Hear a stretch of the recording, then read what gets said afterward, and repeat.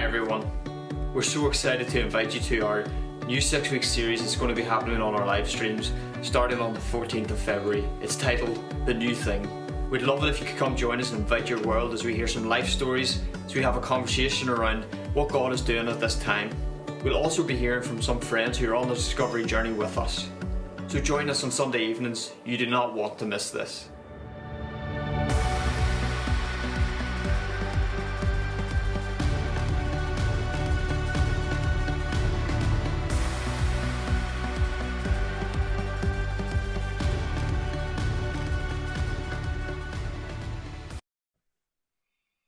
Hey guys, it's so good to have you on with us tonight. We're excited about starting this series, just a conversation around the question, what is the new thing that God has been doing these past number of years? And so each week we're going to have guests, we're going to have topics, we're going to have Q&A sessions. And tonight we are going to hear a life story from a really good friend, Claire. And in the conversation we're going to ask the question, why do we need a new thing? And we're going to have Aaron Elder from the Kern Movement and Forge. And we have Simon Kilpatrick from Praxis and from Forge as well. And we're going to have a conversation. We'll answer some of your questions. And so do stay engaging with us tonight. Interact with us. Comment in the comments. We'll try to get to as many questions as we can.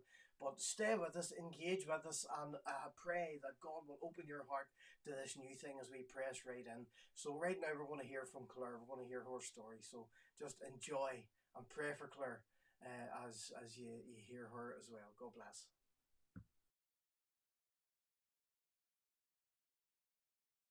Hi, my name's Claire. I've been a Christian for 14 years and I'm just going to share a bit of my story with you tonight. For me, I had a couple of key influencers in my childhood and they took me to church.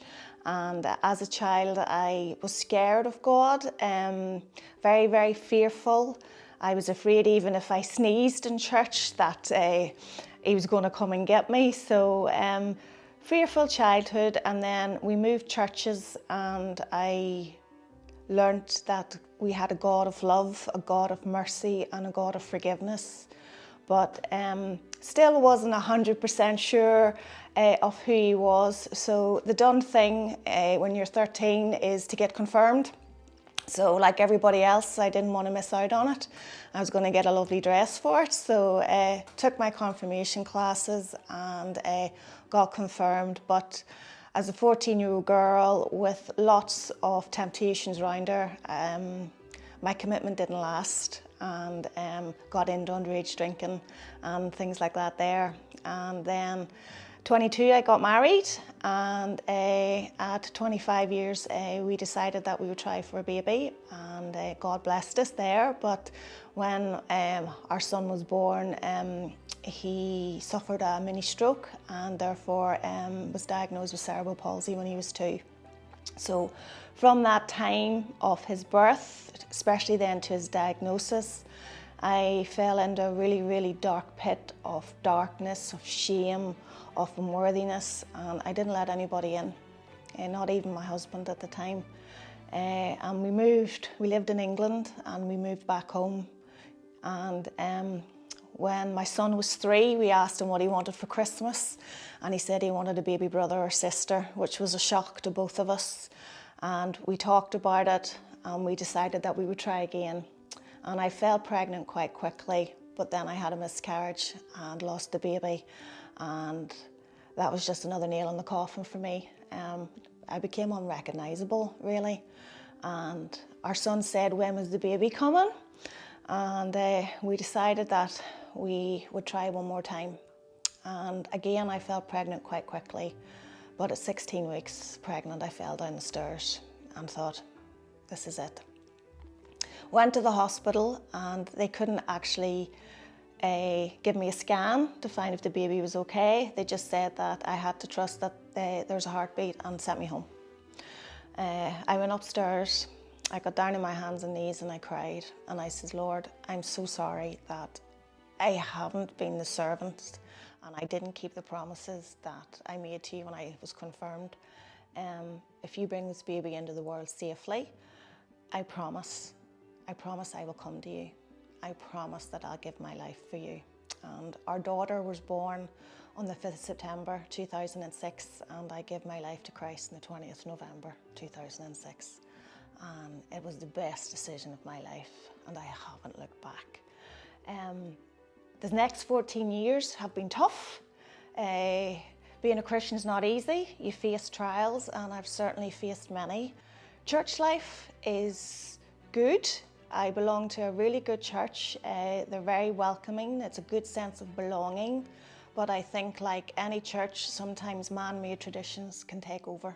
I did the Alpha course with them, and that was really, really good. I was an officer in the Boys Brigade for 13 years, taking anchor boys between 48 years old. So that was a learning experience, but a joyful one. At the minute, I'm doing a discovery group. What discovery group is a group of people, Christian and non-Christian, coming together, hopefully round a table soon, but at the minute we're via Zoom. And it's so easy. I can't say how easy it is. It's so welcoming. It's what church should be. It's people coming together to encourage one another, to pray together and to learn about God, but also to learn how you can share the Word of God with others. It's encouraged me to listen more to the will of God, and it's given me a new path of direction for where I want to follow. Having a personal relationship with Jesus is incredible. He is my rock. He is my defender. He is my high tower. He's the first person I go to when I'm in trouble. He's the first person that lifts me up.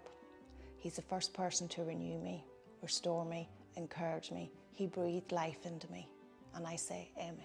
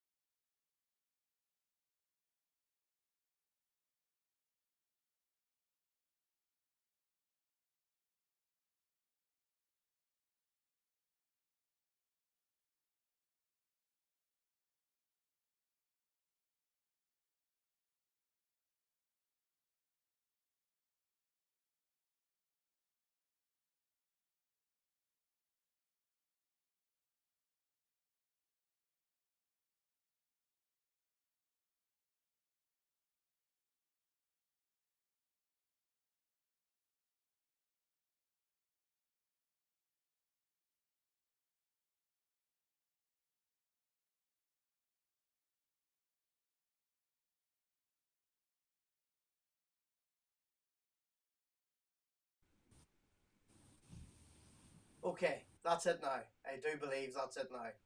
Okay, yes. Brilliant. We are now all good.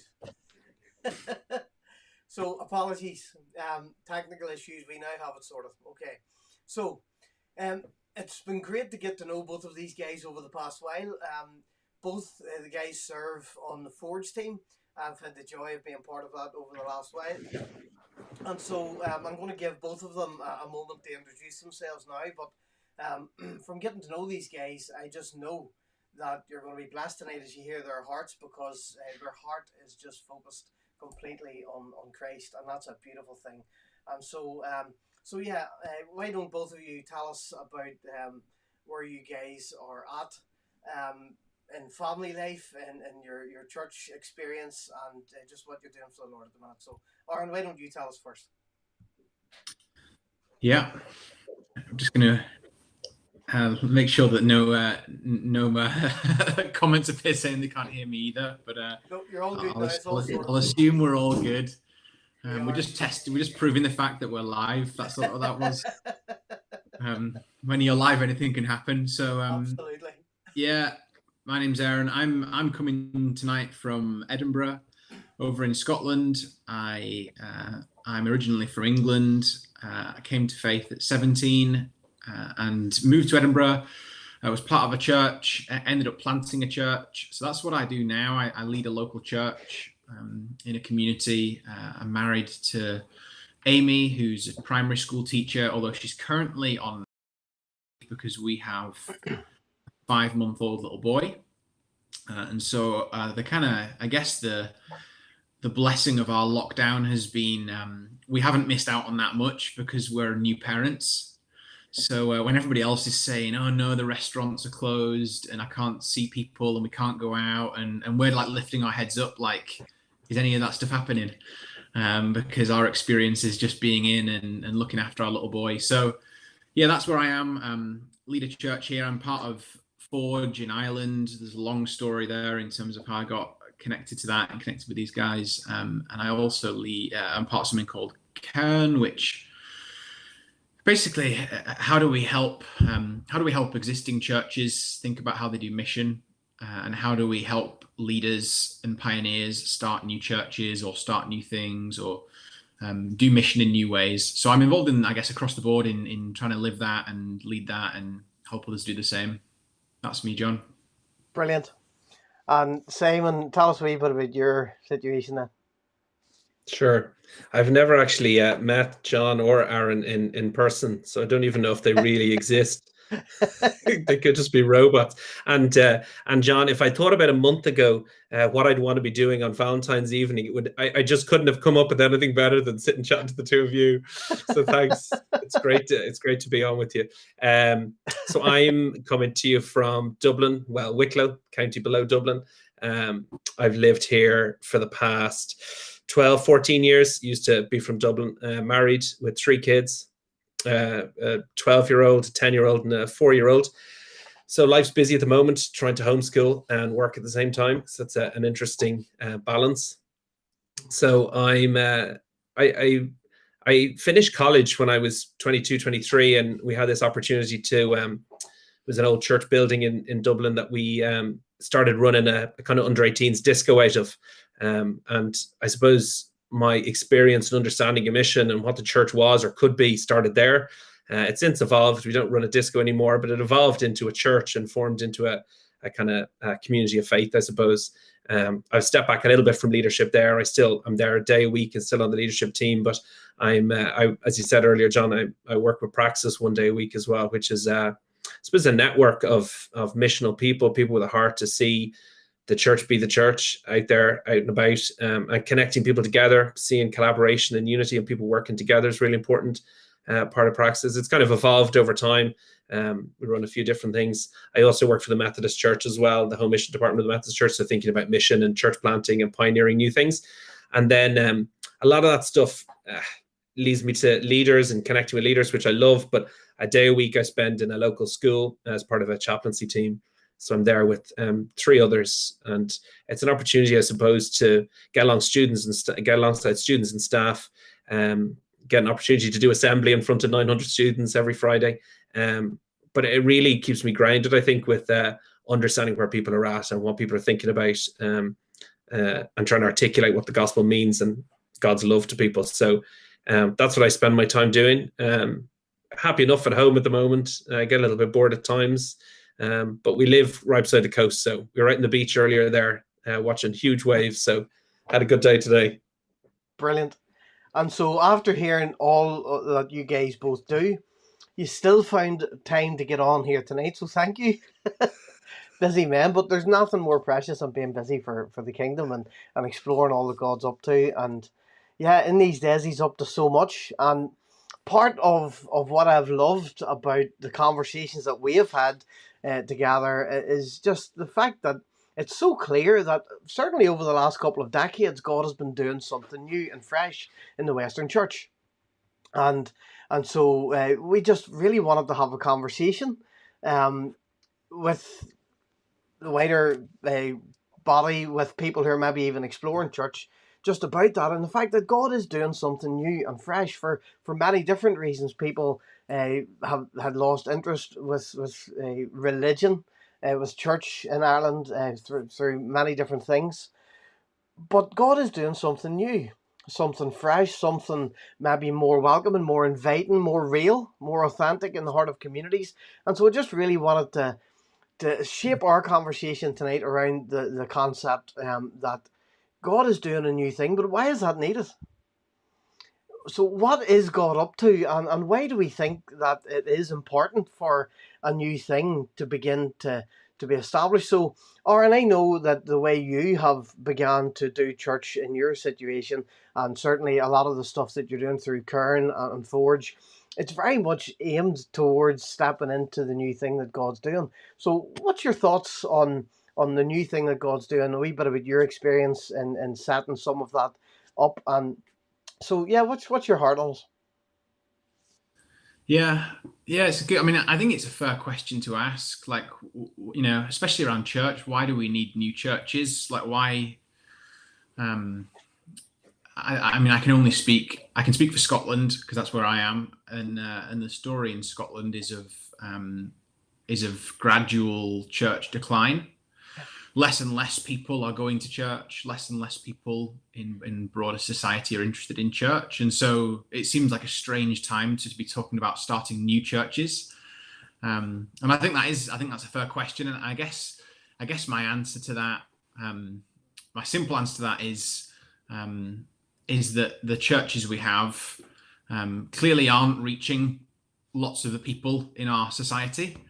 Or at least the style or the way in which we do church isn't reaching lots of people. And so I guess it's going back to basics and looking at what is the church and what does it look like to see ordinary everyday people connecting with the people around them in community, and I guess how do we bring down some of the baggage and some of the barriers and some of the things that hold people at arm's length when many of the people that I connect with are open to God, are open to the person of Jesus, would even describe themselves as spiritual, but who wouldn't, as you said, describe themselves as religious, who wouldn't think of themselves as the kind of people who would be in a church. And so I think it's the responsibility of the church. I think it's the mission of the church to go and to be the church in new ways, in new places for our current moment. And so I think some of it is, the existing churches aren't reaching people, not to say that they're bad, they're just not reaching people who currently aren't part of them. That's clear. But also I think there's something exciting. The new thing I think God is doing is actually around, ordinary everyday people having a vision or having a sense of personal conviction around what God might actually do through them, and actually getting behind that and permissioning that and encouraging that and saying, yes, there is no one size fits all when it comes to church. So I guess that starts the conversation, at least, John, in terms of an answer to that question. Why is there any need for a conversation even around doing things differently? Yeah, brilliant. And I know Scotland and Ireland are very, very similar. They've been on a similar journey. Northern Ireland's a little bit different. There's more of a church culture at the centre, but that's changing very fast as well. But I think in the Western Church in general, and certainly in our part of the world, for so long, church has largely been based around meetings. And that doesn't necessarily impact the community around the building of the church as well. And so there seems to be a shift towards a new thing where it's less about meetings as such and more about actually bringing the kingdom of God to the very heart of society. And I love that whole concept. And so, Simon, chatting to you and knowing some of the things that you're engaging with, being in the school and interacting with people at that level, how have you found the whole concept of just bringing the kingdom of God to the very heart of community? And what's your experience has been? And feel free to to step into some of the other things that has just been talked about as well. But Yeah, I thanks, think John. I think when Claire shared earlier there her experience of church and being afraid to sneeze and afraid to make a noise, yeah, I probably didn't grow up in a church, a probably similar upbringing to her, as in I was in church when I was a kid and had parents who had a faith, but probably wasn't quite as strict maybe as Claire. You could probably do more than sneeze, but it was that kind of church. And that was my experience of what church was. And that was my experience of, well, this is church. And I think growing up in the 70s, 80s, that's people went to church. Even in the South, in the Republic, there was still people were part of church and people just assumed it. But I think it was only probably in the last 10 or 15 years really understanding that we inherit a style of church and a type of church from what's come before. yeah, And I think sometimes we're afraid to challenge that inherited church. We're afraid to challenge how things were done 10 years ago, 20 years ago, 30 years ago. The songs we sing, the way we sit, the way someone speaks, the way someone prays. And I think I've learned over time that it's okay that we challenge it, and actually we should be. When something is inherited, when we're given a model or a style of church, we have to go, does this make sense for the context we're in? Just what Aaron was saying there. Does this really engage with anyone?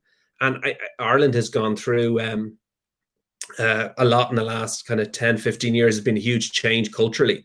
And I think church would have been 30 years ago, 25 years ago, church would have had this voice that people would have listened to. And rules were based around what the church thought first, government rules. And that's changed considerably, particularly in the last 6, 7, 8 years. And I don't know why the church ever assumed that it had such a strong voice or that it should have such a strong voice. And so for a long time, the church didn't need to really engage with anyone because people came to church. That was just a cultural thing that people did. But it's changed so far now from a voice where society and people trusted and respected to a place now where the church doesn't have a voice at all. People have no interest in listening to the church. And actually, through some of the referendums we've had in the past few years, if the church says one thing, people go the opposite direction. yeah. So it's really, really important that the church realizes the position it's in and just acts differently, not with a voice of authority or presumed that people want to hear what it has to say. It has to come from a place of service, getting alongside people, serving the community, loving people. So, we're starting to see glimpses of that. And I think maybe the pandemic I don't think it's brought it on. Maybe it's brought it on quicker, or people have realized that this was always something. You said, John, this has been going on for a long time. People have been uneasy about the way church has been done or looking for new things. And I'm not saying that the way church has been done is wrong. It could be right, but we have to ask those questions. I think that's the important part, that we ask the questions about what is church? What's church for this time? What's church for this context? And wrestle with those questions. Yeah. And so many interesting aspects of what you said. Again, for centuries, there was it was given really that people would just go to church, and that now isn't the case. And so for a generation coming up through who have had no real experience of church, then they need to see authenticity. They need to see people real about their faith, willing to actually live out how the scripture says that we're to live. And so someone once said, and I sort of jumped on the bandwagon, and I've quoted this about 1,000 times, authenticity is the supreme apologetic of our day. So basically, if people don't see that we're real, they're not going to believe a word that we say. And so do you think there's a way of bringing people together? Maybe you could pick this one up, Aaron. Do you think there's a way of bringing people together that helps them to see us up close and personal, that we're really living out a genuine, authentic faith, and a way that can make the discipleship process more personal, more intimate even? What things have you done, Aaron, to bring people into that kind of a context? Yeah, I guess in terms of the shape and the sort of some of the places that I've seen that happen well is when we're willing to, adopt. It's that posture of service and of humility and of coming alongside and not assumed authority or kind of whatever. in some ways, it makes sense when we try and be like Jesus, who, I guess is a model of this, who entered into, creation, who stepped in and came in vulnerability as an infant born into poverty to a teenage mother.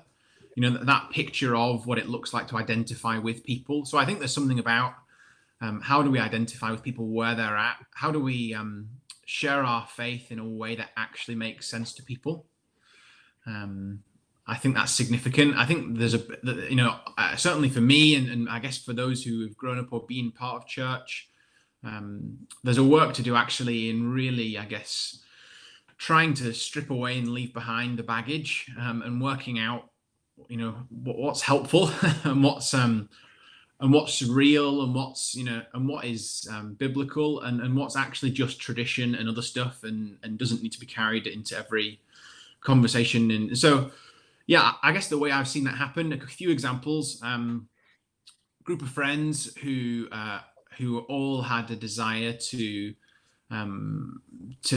figure out how can we be good news. And for them, the place where they felt called to be good news was amongst prostitutes in a part of our city.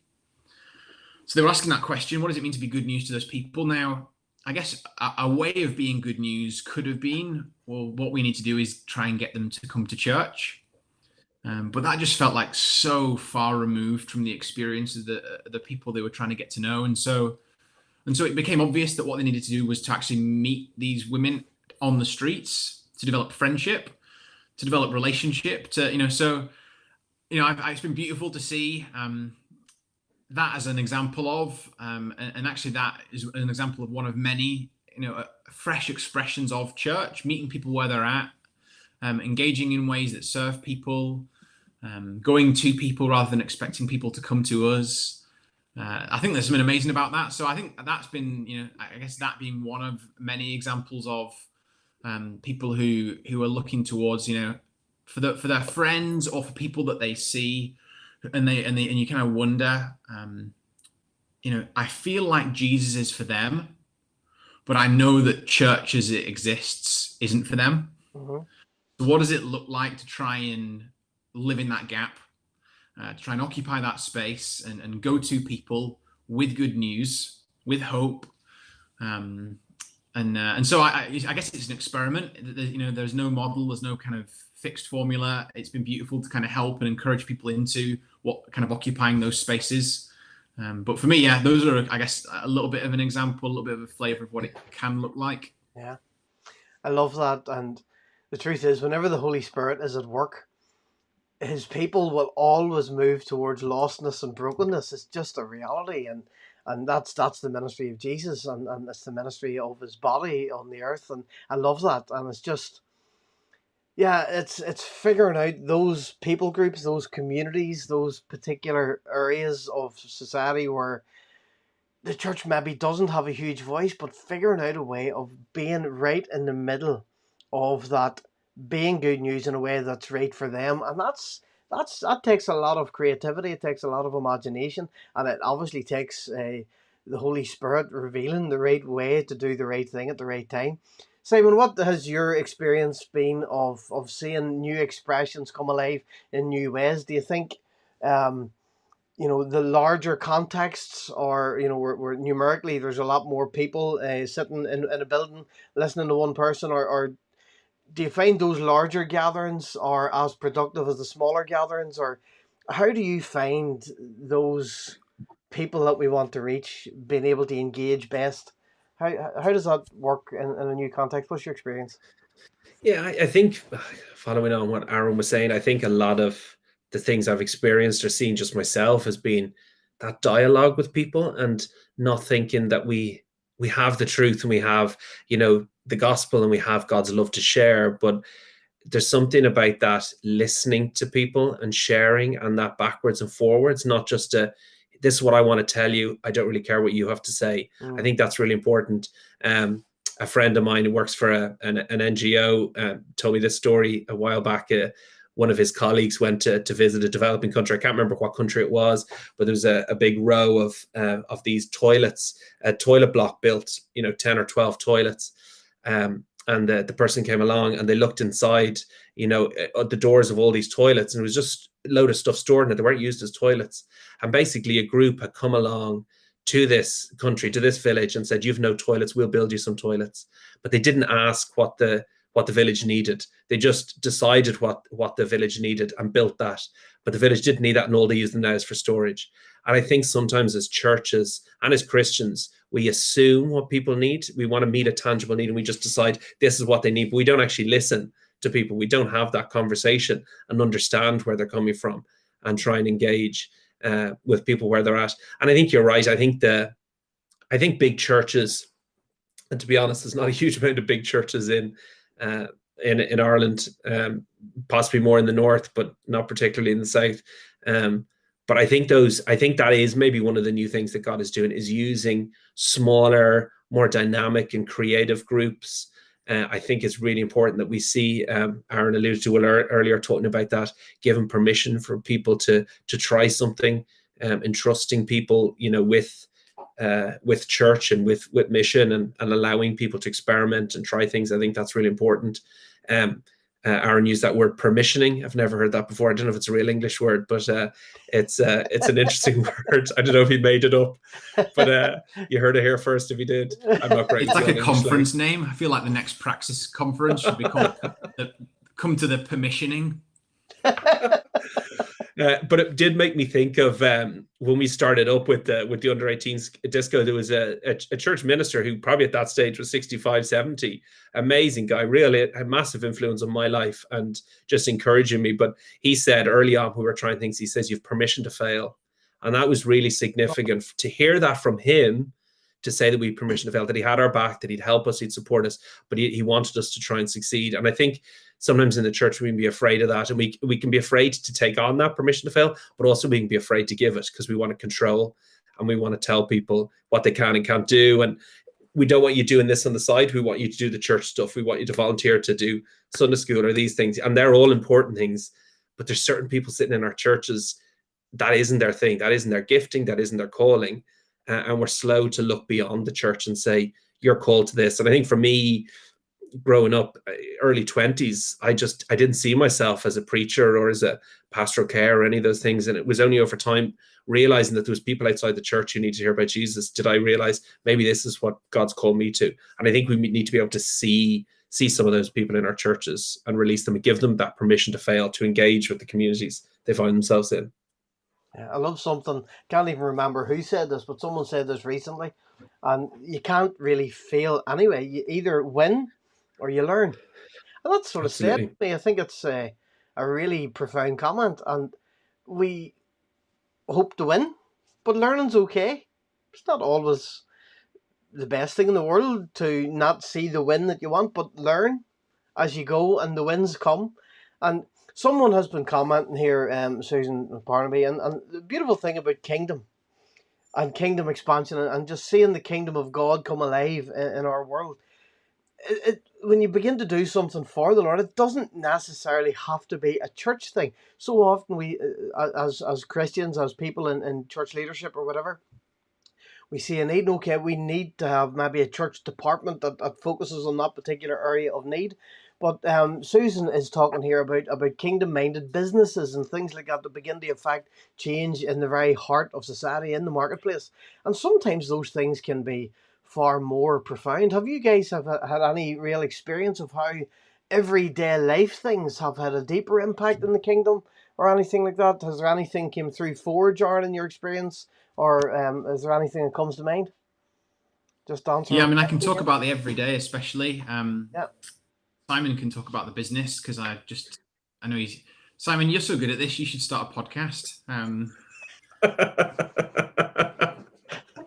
Link in the video description. I don't know, I'm making that up. But you can talk about maybe answer the business question, because I know that's a conversation you've already had. But yeah, I mean, I think that for me is exciting. Do you know what I get really excited about? When I hear stories about the kingdom coming, or people coming to faith, the different marks of the stuff that you look at and you think that is clear evidence that God is at work. I love stories of when that happens and when I've had nothing to do with it. I love stories of when that stuff happens, and actually it wasn't a ministry or a project or a charity. It wasn't us. We didn't have our hands on it.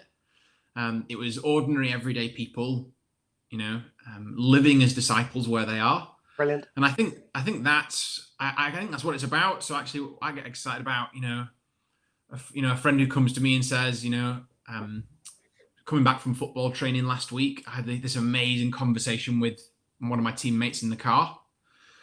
I'm like, that's the gold. That's it feels like those are the kinds of spaces. And for me, more and more, I guess I think of how does the church become a space that's less about trying to co-opt everything and drag people in, and more about helping people like that have really good conversations with his teammate in the car. And actually, it's I guess, how do we equip and send or encourage people where they're at, rather than trying to, I guess, draw people in. And I mean, I know for me, so I can say this not as an outsider criticizing, but as an insider. I'm a church leader, lead a local church, and sometimes sometimes I have to wrestle with my own ego, because I want to be able to stick our church's logo on something.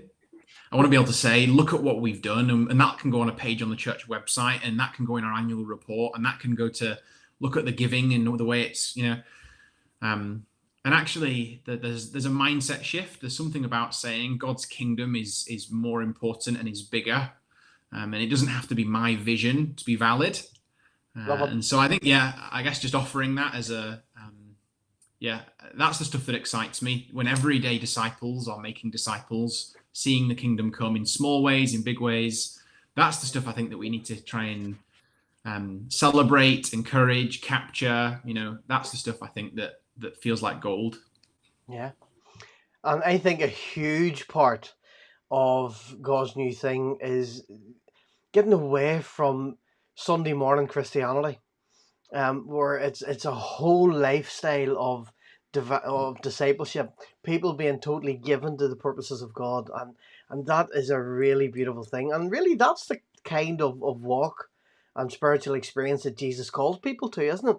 It was this whole life following after the purposes and plans of God. And Jackie there just commented to say that it was in the workplace that she was ministered to before she gave her life to the Lord. And those stories are precious. It is in the everyday things that society begins to shift. Simon, you have had some experience in conversation and other things in relation to business for the kingdom. Do you want to share a wee bit about that as well? Sure, yeah. It wasn't me involved in business. I wouldn't have a clue about that, but it was a friend. I think I suppose some experience that I had when we started out doing what we were doing in Dublin, I always assumed that if people came to know Jesus, that they would come back to the church that I was part of. But actually the church that I was part of was Protestant, was middle class, was in a different town. And it was over time realizing that by going out to meet people where they're at, sometimes those people will come back to your church or be part of your ecosystem.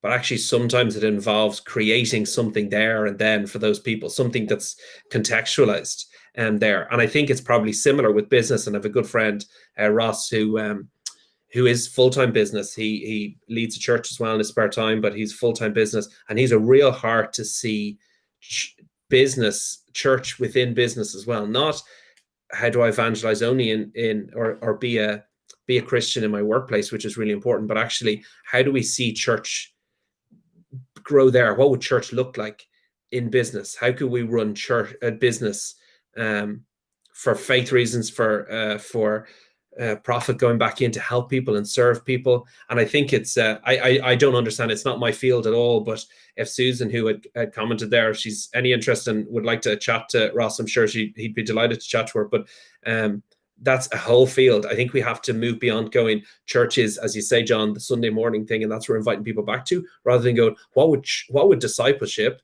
mission look like in this space? But then, if needed, and probably in a lot of cases, as time goes on, church needs to be created there.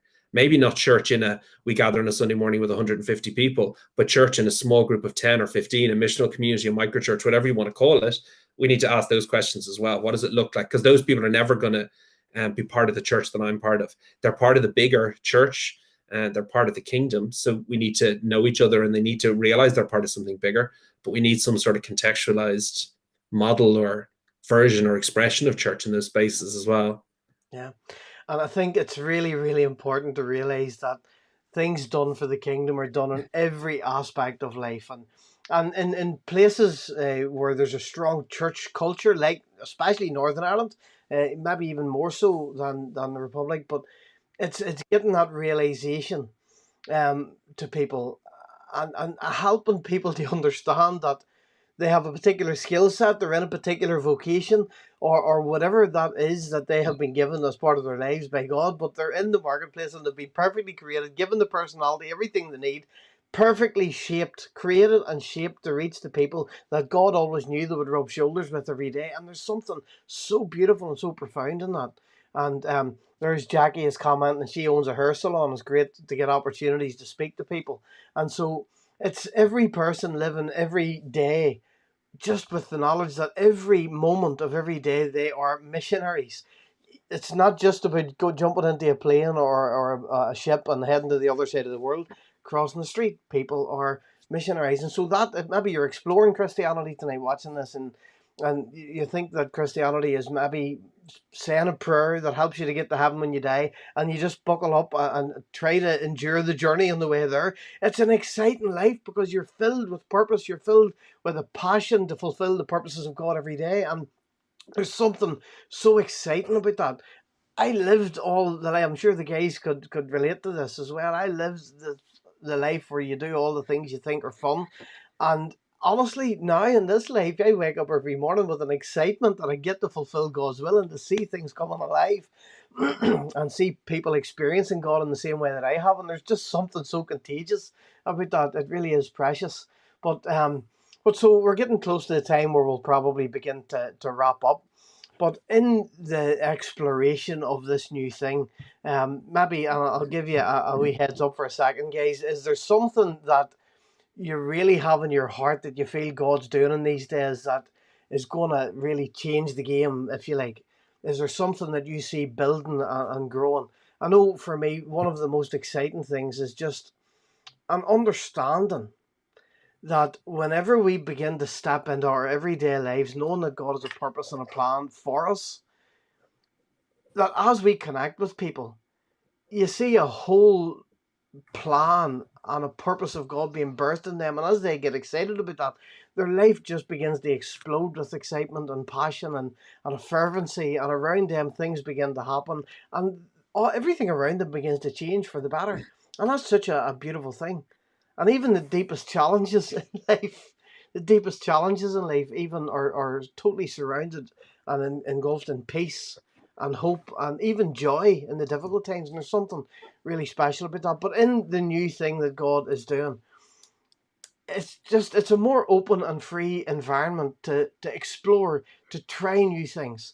And really this is just opening the conversation tonight about a new way of doing things. So maybe you're someone who has been going to church for many years, you maybe stopped going years ago or whatever. So many people with that experience in Ireland, especially north and south.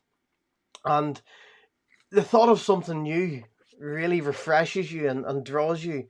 Why not begin to explore? Why not get in touch with Aaron or Simon or myself and begin to explore what that looks like?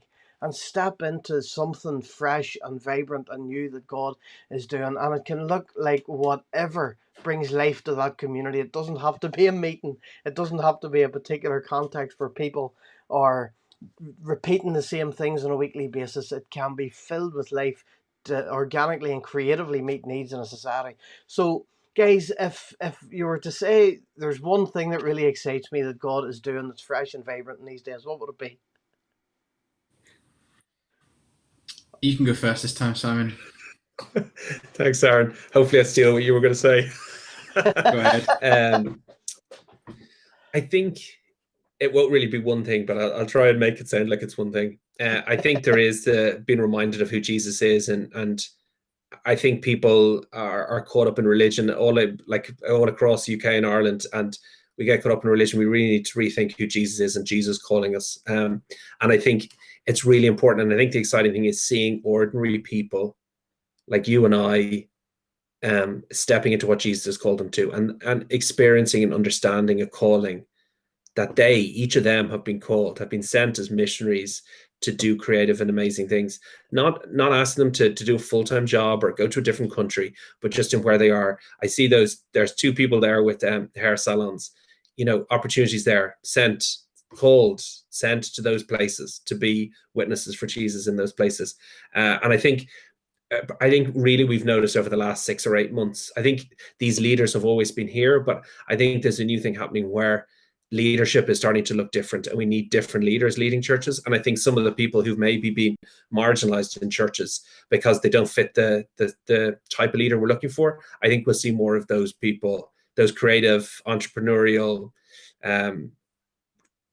those kind of people. I think there's space. The church needs those now to think differently and lead differently and see church come in new places. So that was a very long paragraph and not really one item. Apologies. Brilliant. But there's so much in there, and so we talk about leaders in the church, and our minds are conditioned to almost immediately think of someone standing in the pulpit. But I believe in the body of Christ, some of the most effective leaders who initiate the most change and transformation are actually operating in businesses, in the community, in the schools, in the universities, in whatever sphere. But sometimes it looks completely different to what we expect it to look like, and Christian leadership is probably more effective and more impacting and more transformational when it's in the heart of society rather than just a Sunday morning pulpit. So it's interesting. Thank you, Simon. Aaron, what's your thoughts? Yeah, I guess it's similar. The thought that just came to mind was a thought I've had before, which is that maybe the best church leaders haven't yet come to faith. Yeah. And maybe the best churches haven't yet been planted. Mm-hmm.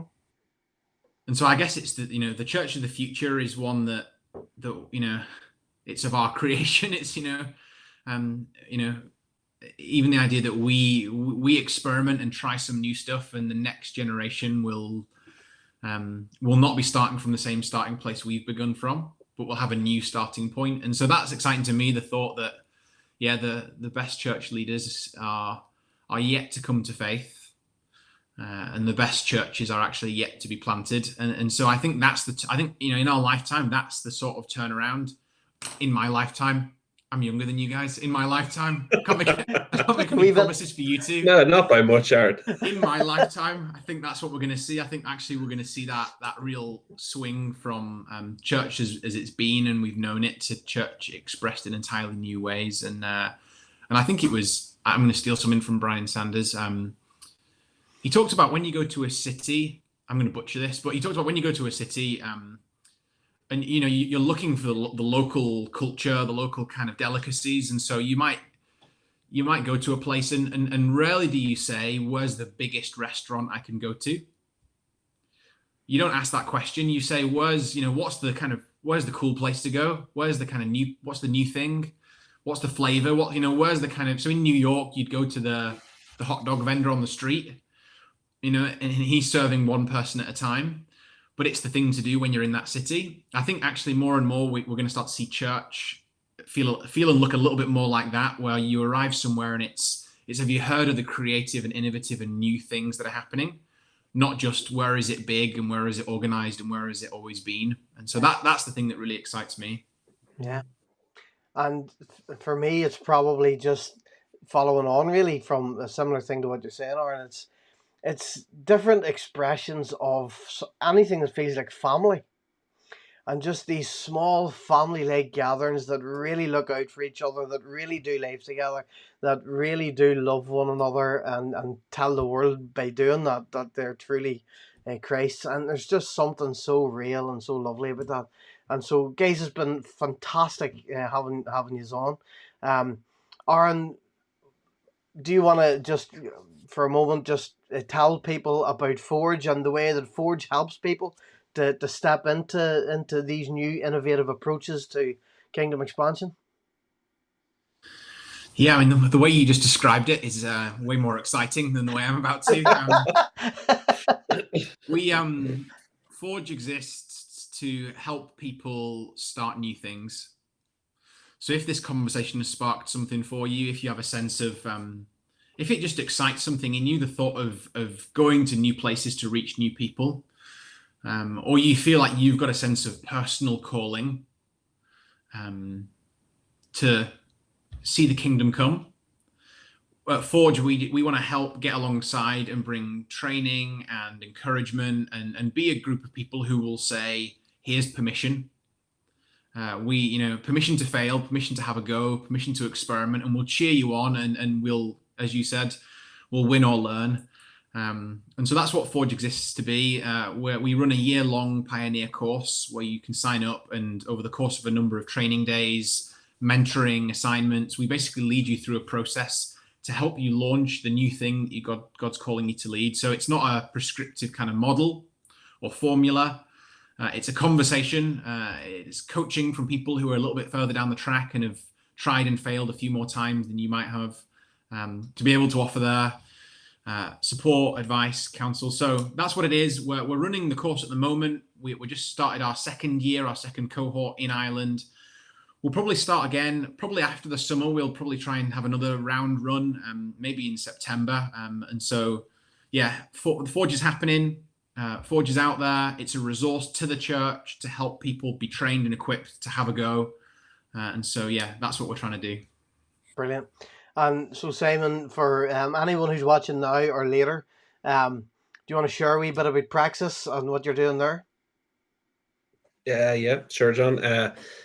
I suppose really our heart is to support and help people who are thinking about mission and wanting to serve the people around them, offer a few different things, learning communities and cohorts, help them to people think creatively. And in the last kind of 9 or 10 months during this pandemic, there's been a real search for new things. So we offer lots of different things. We're making it up as we go along, really, as God leads.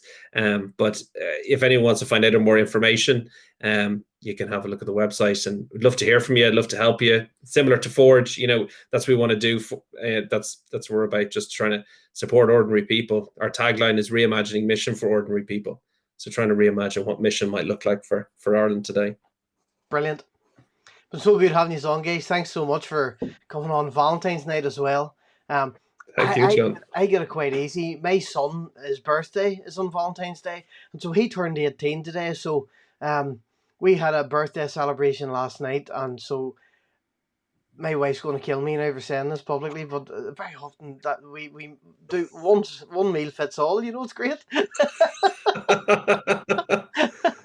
I don't mean it. I'm only joking. I really am. So, guys, listen, we're going to end with a song from a really, really good friend. And this is a prophetic song. It's called Justice, written during the early days of lockdown last year. And it's such a song for this season. There's a prophetic anointing on it, I believe, for this season. So listen to the words and just allow the Spirit just to convince you that He's up to something special in these days as you listen to this. And then that'll be it. So good night, everybody. Thanks so much for connecting with us, and we'll speak again soon. God bless.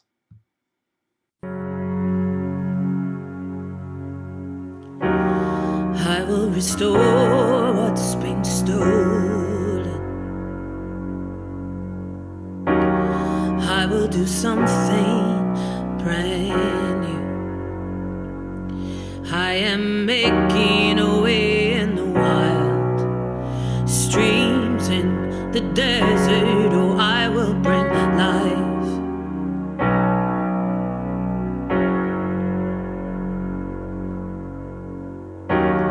I will restore what's been stolen.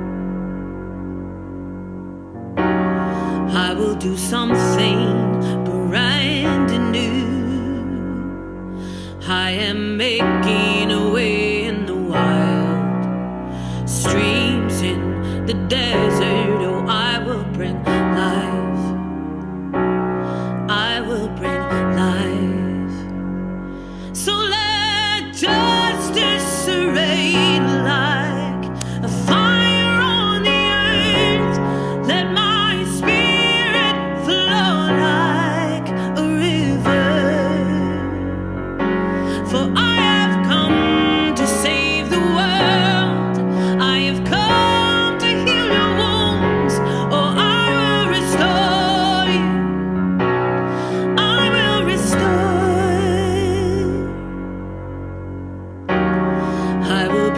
strength when you feel weak.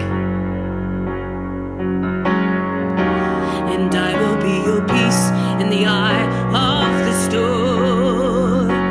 And when you walk through the fiery flames, oh, you won't be burned. No, you won't be burned. So let justice reign like a fire on the earth. Let my spirit flow like a river. For I have come to save the world. I have come to heal your wounds. Oh, I will restore you. I will restore. There is a place that will last forever.